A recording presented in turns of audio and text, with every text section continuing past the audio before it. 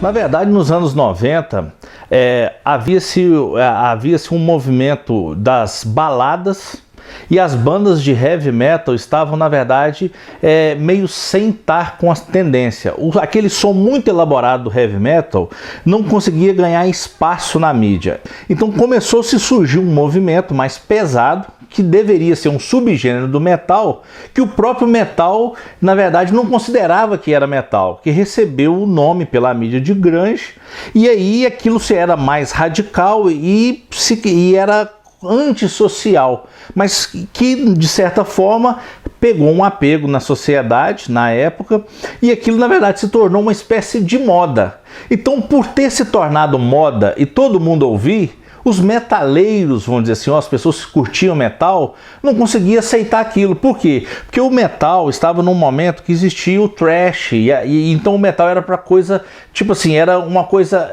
meio que de protesto, antissocial, contra aquela estrutura. Então, como o grunge começou a fazer sucesso do mesmo jeito que as baladas, e os metaleiros estavam contra as baladas, falou assim, não, então isso também não é metal.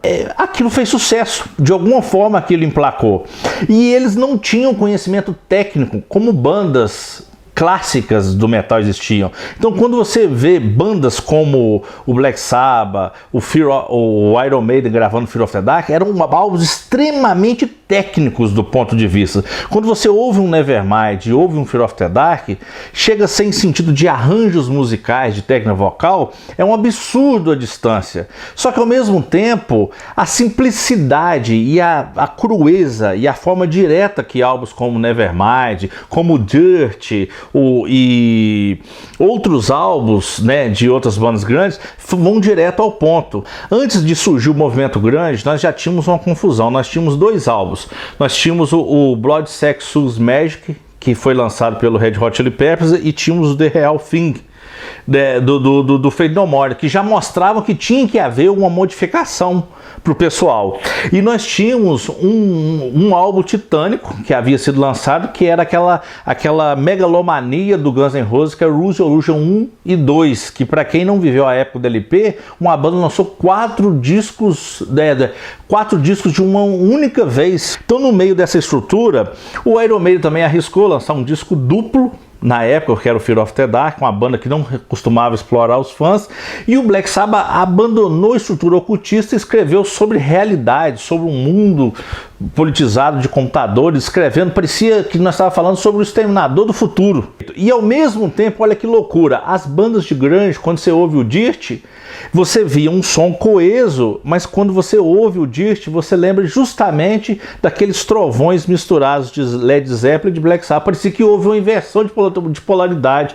As bandas de grunge conseguiram pegar a raiz do metal inicial, torná-la pop, simplificar e vender. Eu considero o Painkiller um disco gravado em 1990 que ele não se enquadrou em nenhuma dessas situações. Ele nem conseguiu mostrar o que o heavy metal fazia naquele momento, e ele nem se enquadrar no grunge. Eu acho que o Painkiller, até para os dias atuais, ele parece que foi escrito ontem. Ou seja, o Painkiller se tornou totalmente atemporal. O Painkiller, ele não conseguiu envelhecer. Ele parece que está anos-luz. Ele parece ainda, por incrível que pareça, toda vez que eu ouço Painkiller, parece que ele ainda vai ser escrito.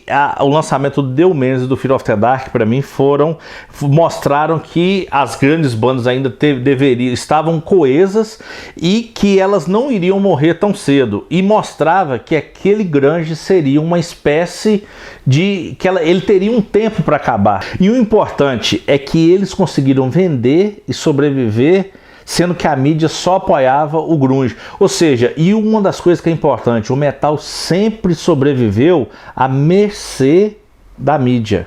Então, essas bandas fizeram o correto. E por que o grunge? Um dos motivos que o grunge e o punk tiveram suas crises. Que a mídia, seja para falar ou muito mal ou muito bem, partiu para cima. E o grunge foi desgastado justamente porque a mídia colidiu em cima demais e depois colidiu em cima demais para que ela perdesse a estrutura.